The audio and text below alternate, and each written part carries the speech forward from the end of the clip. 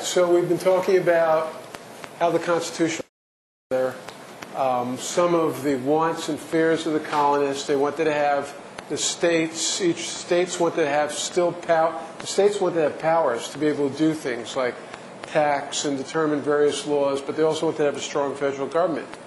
Within the federal government itself, they wanted to have checks and balances on power. They wanted to have three branches of government: the executive, judicial, and the legislature.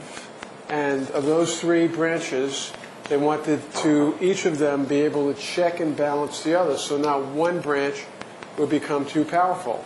We had some questions that Noah asked about, did they anticipate having only two parties or even one party that was beholden to big corporations or big money owners? Maybe they did.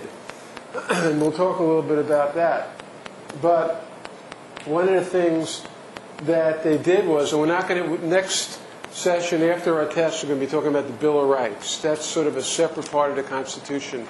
That had to do with more individual rights. But even within the Constitution itself, the founders wanted to make sure that the government wouldn't do the same thing that King George did to the colonists. And before I get to that, I just wanted to mention one of the powers of Congress. Congress could collect taxes, borrow money, coin money, and Congress, look at page 37. Page 37 is... Stop. I just found Page it. 37, Article 1, Section 8 says that Congress has the power to declare war. Where's that? Are we in a war right now? Is this country in a war? 36. Did Congress declare war? Does anybody know? What's that? Congress never declared war. Congress has the power to declare war. The President does not have the power to declare war in the Constitution. Don't they claim don't they claim that the war isn't actually against a specific country, but more against a group of people that aren't? Right. That's what one of Bush's rationales is that we're not really in a war, even though we're killing people and fighting people. We have 160,000 troops over in Iraq. We're not in a war. We're actually just defending ourselves. So, but Congress, according to the U.S. Constitution, has the right to declare war. The President does not. That means, in my opinion, we're in an illegal war because the war was never declared by Congress. Well, doesn't Yeah. Come on. Well, I'm curious. Is it defined in any place what a war is? Well, no. It's not defined. It's not defined. So it's sort of a meaningless statement. And this happens, Bush Sr. Did the same thing when he jumped off on Iraq the first time around. He had sort of an approval, a sense of Congress, but Congress never actually declared war. So we're seeing today complete violation of the Constitution by the executive branch. Will the balance of powers prevent that? It's not preventing it. Yeah. So how far back was that history, though? Like, I don't know if I have this right. Was the Korean War ever declared? Was the Korean War declared by Congress? I don't know. That's a good question. And the Vietnam War, I think, Was the Vietnam War? No. Right. It was a peace conflict. Well, I know it was original. No, the last war that was declared by Congress was World War II. Yeah. Now, Congress also has the power of the purse. They can coin money, regulate the value of it, and they have the right to decide what gets funded. So Congress, the Senate, and the House of Representatives could say to George Bush right now, and there's a majority of Democrats in there, we're stopping the funding of the war. They have the power to do that. They have the power to declare war and the power to stop the war. And the Democrats were voted in, a lot of people think, because people really don't want to be in Iraq anymore. But yet the Democrats are not using that power. Are we seeing the checks and balances that the founders wanted to see last 300 years? Is that happening? Kim, what do you think? It's not happening. Alicia, what do you think? Do you think the checks and balances are working? No. No. Can you be a little bit more specific? No. You think the president has too much power now? Yeah? Why do you think that? Because the current place right now, Yeah. that he's making a bunch of stupid, He's what? he's making a bunch of stupid choices. If he He's- can make us go to war, then he has too much power. Yeah, he's made some bad choices, and yet Congress isn't preventing him from doing that, right? Okay. Some of the limits on Congress. Does, Yeah. does the president have the power? Doesn't the president have control over the military, though? The president, that's a good question. The president, under the Constitution, if you go back and look at page, let's see if I can find it here. Powers of the Congress, limits on the Congress, the executive branch, page 38, page 39.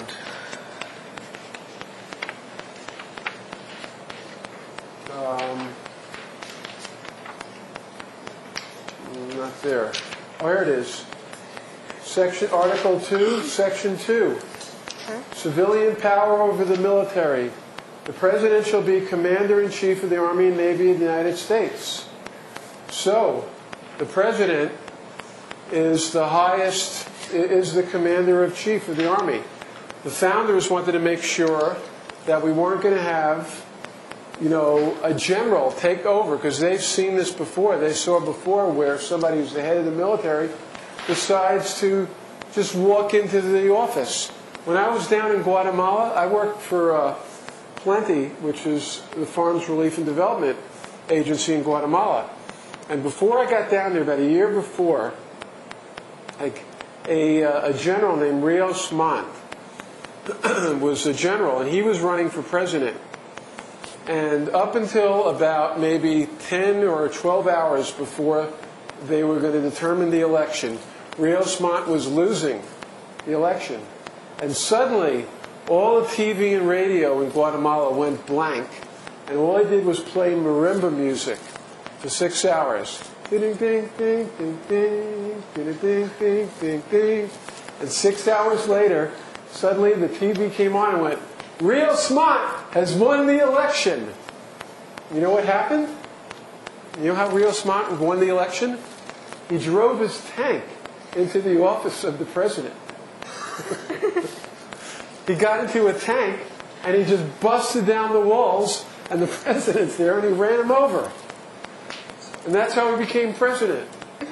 Well, Yeah, that's good old American. the founders of, who put our Constitution together were afraid of that.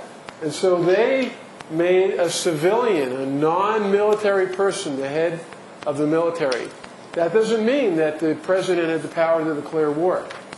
Now, one of the limits on Congress, and really, it says the limits of Congress, but it really meant what constitutional scholars have interpreted later is limits on federal government, habeas corpus.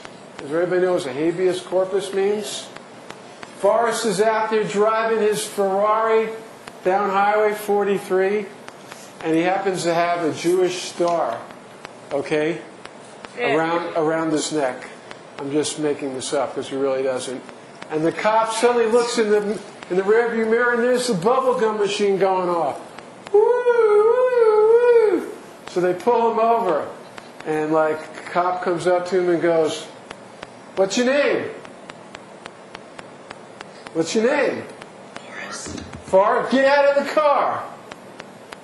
Get out of the car. Okay. What's his Jewish star? What are you, Jew or something? All right, you're arrested, boy. Put your hands behind your back. Okay, I'm taking you up to jail. All right, so I take him off, get back in there. That's jail. And we never see him again. He disappears. He's gone. He's right there. No, well, I mean, I'm just saying, nobody knows what happened to him. He disappears. Well, you know what habeas corpus means? Habeas corpus is Latin for The right to see the corpse or the body. You know, the government can't just take you and throw you in jail and you never see you again. They have to, at some point, soon after being arrested, you have to go for what's called an arraignment. You have to hear the charges that are brought against you. And you know what? Habeas corpus in the Constitution, right there. And I'll tell you where it is. Is there a law that says the president can't? Limits, Section 9. Section 9, Article 1. The privilege of habeas corpus shall not be suspended unless when in cases of rebellion or invasion or the public safety require it. Habeas corpus has been suspended by George Bush. There are thousands of Muslim Americans who have been thrown in jail and nobody knows what happened to them. Guantanamo Bay, which is a prison in Cuba, on the island of Cuba. It's people have been just thrown there and nobody knows what happened to them. So that's a right that's now a constitutional right.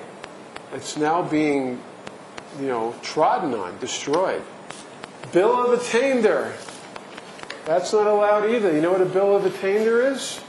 You can't declare people guilty of a crime without a trial.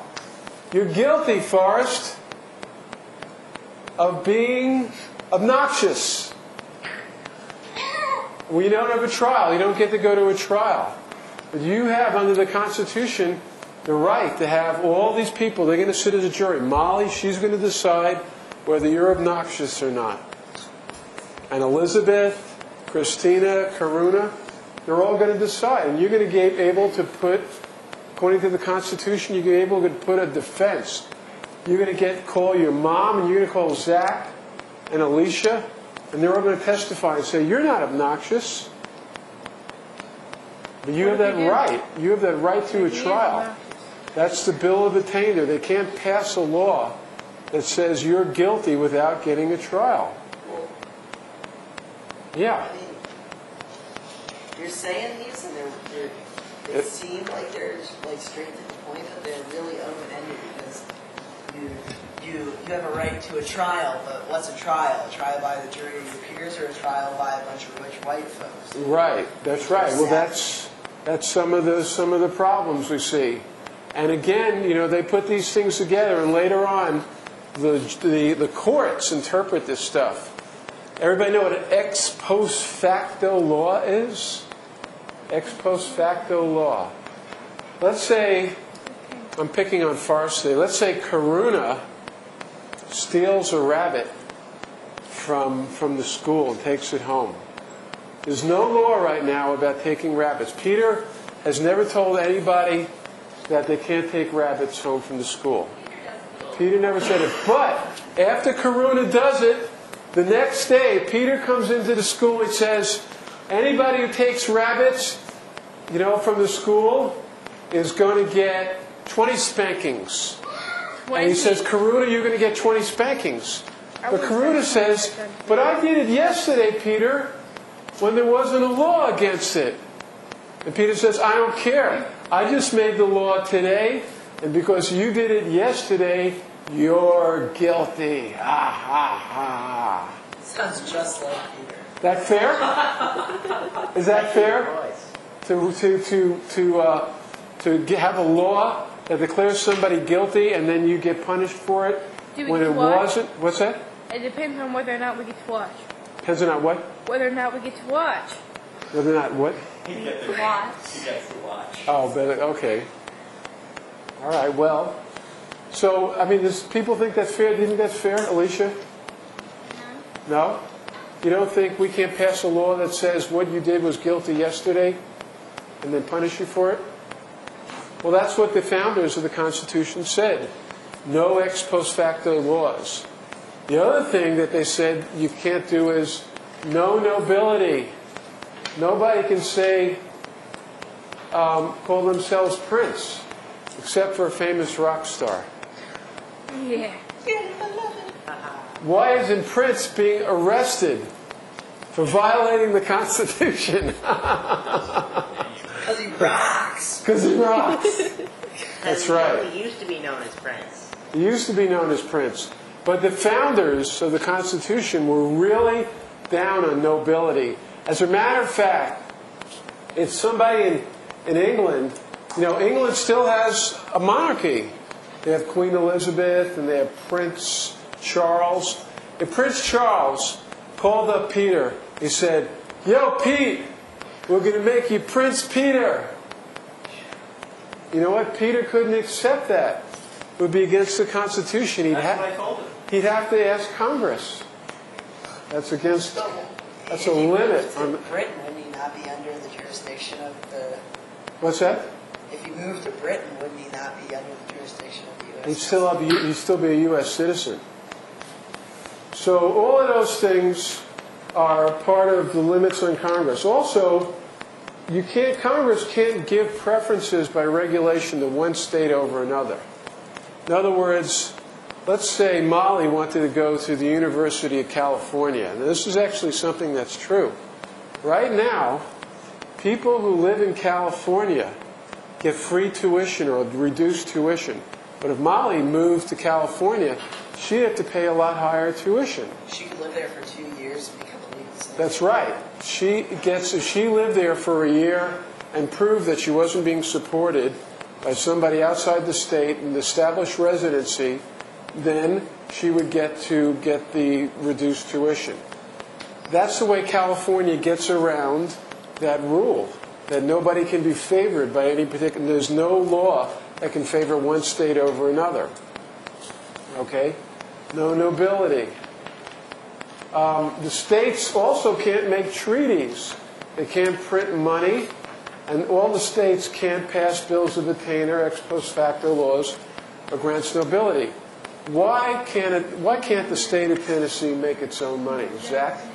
Why can't we print money with like Davy Crockett, on the bill? Say stupid George Washington. Come on. Because it would mess up the economy. Why would it mess up the economy? Because if you've got lots of money floating around, it's going to get distributed out, and think prices are going to rise, and then people are going to not like a high prices, and they're going to lose jobs, and it's going to go in this cycle. What if every state printed its own money? Well, as long as... In Oregon, they print Alan Graf, hippie lawyer, on the dollar bills. Veto. Come on. What's that? I veto. You veto. Who are you? You're a citizen. Oregonian resident or You're ex-Oregonian resident? a former Oregonian resident. You don't want my face on the dollar bill? Come on. Your grade just went down. I'm using my absolute power. See, I'm corrupted. I'm corrupted by my absolute power. What do you think about that, Winona? Okay. All right. Well, so you think it would be a mess if every state had their own money? What do you think, Karuna? Because Canada has their own money. Everybody had their own money, then they'd be using it in their place, but then they'd get off to other places that make their own money, and so there'd be Okay. What about Europe? Right now, Europe has the euros, but before Europe went to the euros, England had the pounds, France had the francs, Germany had the, what did Germany have? Deutschmarks. I mean, what was wrong with that? Is Deutschmark funny? Well, I mean, it would work. If every state printed their own currency, as long as there was a exchange rate, then I suppose it would be a problem. Yeah. I mean, it was really hectic when I was in Italy. It was when they were switching from their currency that was their currency for I don't know how long to the euro. Yeah. And I mean, it was hectic, but it wasn't like permanent chaos. Right. Well, that's something they chose. So maybe states having their own currency could work. The founders decided that they, that's okay, that it would just be a big mess. How about the president? Let's go talk about the president. The president has a limit of four-year term, only 2 terms. up until Franklin Delano Roosevelt, there was no limit to the amount of terms the president could serve, and they actually made that a change of that. We talked about that before. Well, what's people think about that? Molly, what do you think about having an unlimited amount of time? What about if I wanted to be president and you liked me, you thought I was good, wouldn't you like to just keep voting me in again and again? Yeah, but we get back to the minority issue. What's that? The minority issue? Yeah. Oh, okay. Tell me. Explain that. Well, I guess because the minority might not want you in, it would be somewhat unfair to them to continuously vote you in. Okay. Although, I mean, it doesn't seem more unfair than having. I think unlimited terms would be okay because otherwise they're going to get somebody who they may like even less than you or may like more than you. Yeah. But what about? It might not. Yeah, but what about situations with George Bush where like he probably wasn't elected his first term and he definitely wasn't elected his second term, but he's still in office? What says he couldn't just continuously do that until he was dead? Yeah, so she's saying if there were flaws in the system, somebody's... But why, I mean, if the majority, I don't know, that's a But it weird wouldn't even one. be a true majority. Right. I mean, it's... But anybody else could do that too, and I don't see why it would matter if it was George Bush or anybody. Jeb Bush Yeah. or... Yeah. I agree. Or Bill Clinton or Hillary Clinton. Right. Well, okay, well, the argument that allowing somebody to be elected again and again is somebody gets better at their job. You know, maybe Peter wants to be principal for the next 30 years. Should we throw him out in 5 years from now? Because he might just get too uppity and crusty. You think we should? I think it should be up to the vote. What's that? I think that it should be up to the vote. Up to the vote. So you think that there shouldn't be any term limits, right? Well, not necessarily. I mean, I kind of see it different in school Yeah. to the government, but Well, we have term limits now for the president, but no term limits for people in the Senate and the House of Representatives. There are people in the Senate who are older than the furniture in the Senate. Some of the furniture there. What was that guy? They've been there for Robert Byrd. He's been there for what, 35, 40 years? There's a senator from North Carolina. He just died. Jesse Helms. No, that wasn't his No? name. He was in his hundreds. And Oh, yeah. Who was that? I mean, you know, one of the things I think is interesting to do is to take a look at some of the mechanisms by which, you know, for example, power corrupts. So if you believe that power corrupts, There you go. term limits make sense. And if you start looking at mechanism, you go, well, you know, like when people say, oh, you're being political, what they use, one of the things that means is that you're using political power. So let's say I have I'm getting some position of power, and then I start using favors with people to get them to back me.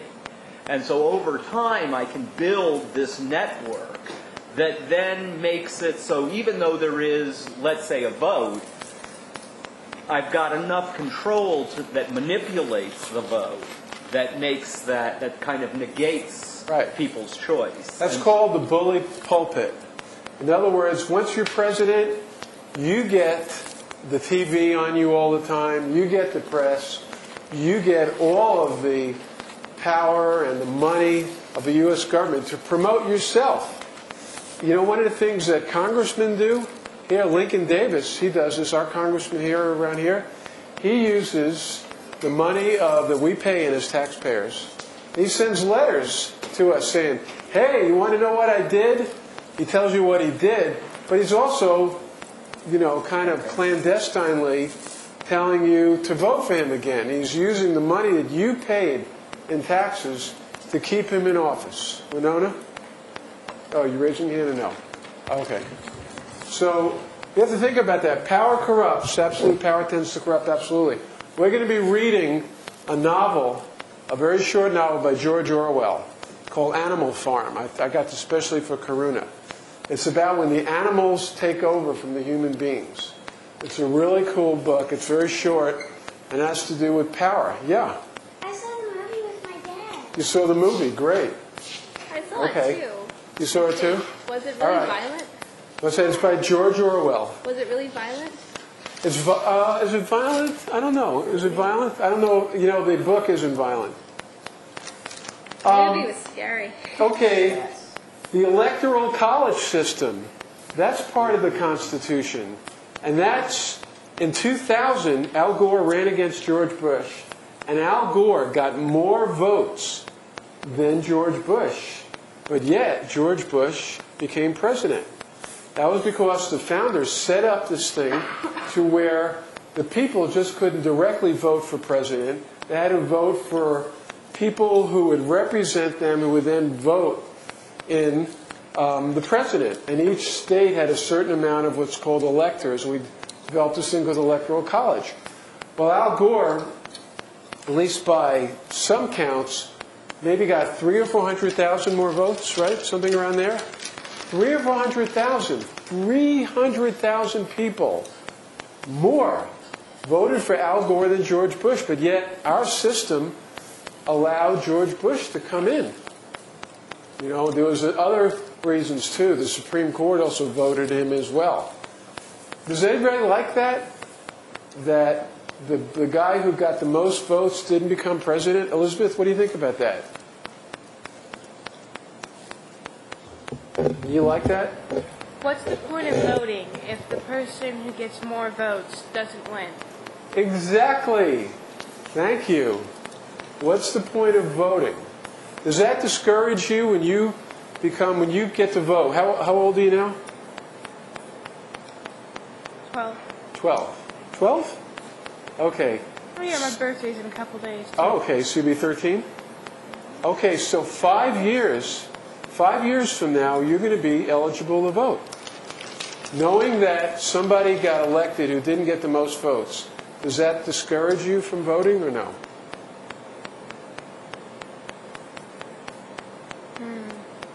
Well, I don't know. I think I'd do it anyways, even if I was discouraged. You'll do it anyway? Oh yeah. What's So I that? could have something to do other than sitting around wherever I was.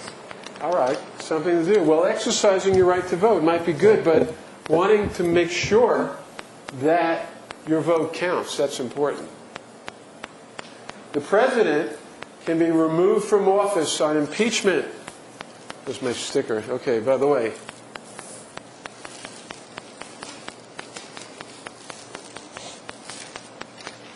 Who wants an impeachment bumper sticker?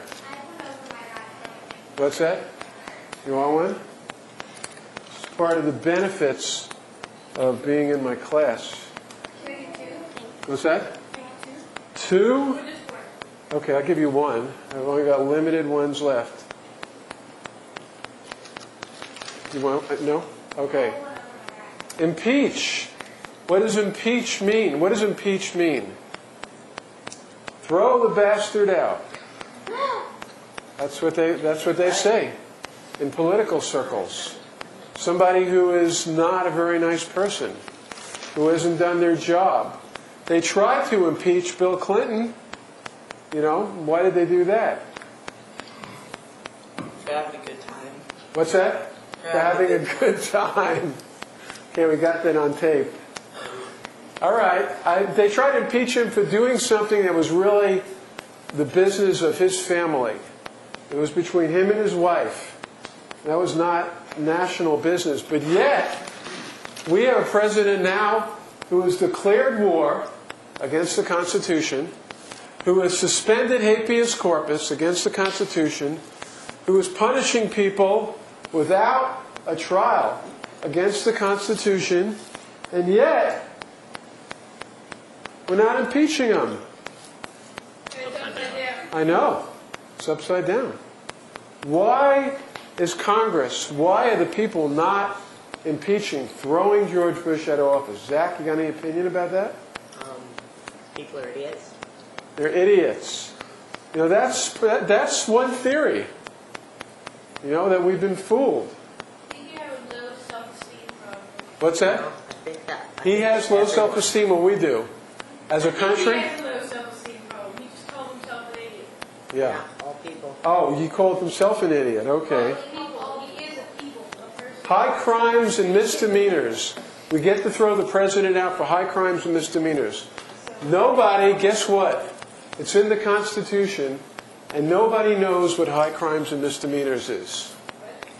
So, we have these constitutional scholars who guess what high crimes and misdemeanors are, but the last Congress thought that having sex with an intern was a high crime and misdemeanor.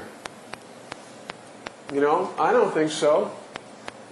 Especially if it was consensual. But Bush now has declared war on another country, killed thousands of people, continues to do so, and yet nobody has decided to impeach him. Yeah. Did Monica Lewinsky claim that it wasn't consensual? What's that? Did Monica Lewinsky claim that it wasn't consensual? Oh, the question is, did Monica Lewinsky claim it wasn't consensual? I never heard that. Okay. I heard that she was into it. I think she claimed that she was only doing it for her job advancement. Right. A job advancement. That's quite possible. All right. Whether she enjoyed it or not, I don't think that would matter whether we should impeach a president. All right. The judicial branch, the courts, the federal courts, we have federal courts and state courts, the Supreme Court and all the other courts, the federal courts, judges are appointed for life. And we talked about terms. They don't get elected, and they're appointed for life. They can be impeached for bad behavior. That's what it says in the Constitution. Well, it says they're appointed for good behavior, which means if they have bad behavior, let's say one of the judges did the same thing that Bill Clinton did. Monica Lewinsky decided to go over and mess with one of the judges. Should we throw one of those judges out? Zach? No, I don't think so either. The judges are in for life. What do you think about that, Molly, having a judge in for life? Rest of their life till they die. You think that's good? Well, not really, because of the whole power. Power corrupts. You know what the reasoning is that a judge is in for life? They can't be influenced. Noah's talking about how the president and the Congress, they just held out their hands all the time for money so they can run. A judge doesn't have to do that. A judge doesn't have to worry about getting elected. That's why the founders thought, if we put him in for life, we're not going to have to worry about anybody influencing him with money. What do you think about that? It's bullshit. Okay, can you be more specific? If George Bush's dad appoints a bunch of Supreme Court justices, and I think didn't George Bush Sr. appoint more than normal, and so did George Bush. George Bush is appointed 4 Supreme Court justices. George Bush Sr. appointed, I think, a couple of judges. One of them turned out to be liberal. David Souter. He was appointed by Bush, and he thought he appointed a conservative, yet Souter has been one of the liberals. That sort of backfired him. Justice Brennan was appointed by Dwight Eisenhower as a Republican. And Brennan, when I was in law school, he wrote some of the opinions that would made me cry. They were beautiful. They were so liberal and so caring about people. You would have never thought he was appointed by a Republican president. So you never really know. People do change. Things happen. Well, Eisenhower was interesting. Eisenhower was an interesting guy, right? He was actually there in war. Right. He thought that it was wrong. And yeah, he talked about the industrial military complex. Right. Which was genius. Right. But I think there's a certain, a logic to appointing somebody to life, and then they can't be influenced. They also guaranteed the trial by jury.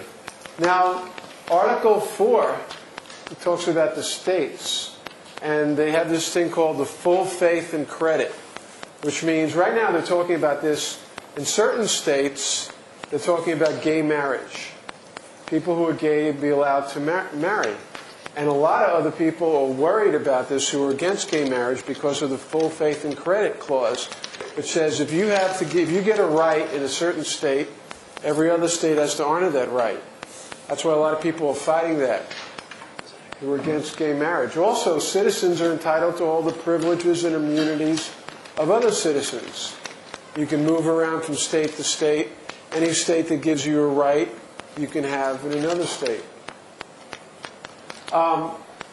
Article 6 is the supremacy clause. That says that the federal, and I'm almost done here, the federal laws are supreme to the state laws. In other words, if the federal government passes a law that, and it's different from a state law, the federal government's law controls. And the state and the federal government, if it makes a treaty, let's say it makes a treaty, there's this thing called NAFTA. Does everybody know what NAFTA is? Yeah, isn't that the North American Free Trade Agreement. Yeah. That's a treaty that America made with Canada and Mexico. And in that treaty, it says that it forms another government. It forms this panel. And let's say America decides to impose tariffs on anything that's made in Mexico that's made by sweat labor, kid labor. They have kids working there, 6 and 7 years old. And America doesn't allow, it passes a law, it doesn't allow those sneakers to come in here. Well, Mexico sues the United States under NAFTA, and it's a treaty. It says you can't do that because you didn't agree to do that. Well, the treaty, according to the supremacy clause, is the law of the land. And so, because due to the supremacy clause and due to NAFTA, we can have another government that's different from ours make rules that control us. That is really strange. Wouldn't you say that? Okay. All right. Next class, we're going to have a test, an open book test, the first half, on all the stuff we've covered. I'm going to try to get these 2 classes up on YouTube by this weekend. And probably the test is going to be maybe 3 short essays. That'll be the form of it. We'll ask you questions and ask you to explain using some of the materials we've had in class why something is or isn't or what your opinion is. It'll be 3 short essays, and it will take 45 minutes. And the second half of the class, we're going to start talking about the Bill of Rights, one of my favorite documents of all time. Okay? See you next week.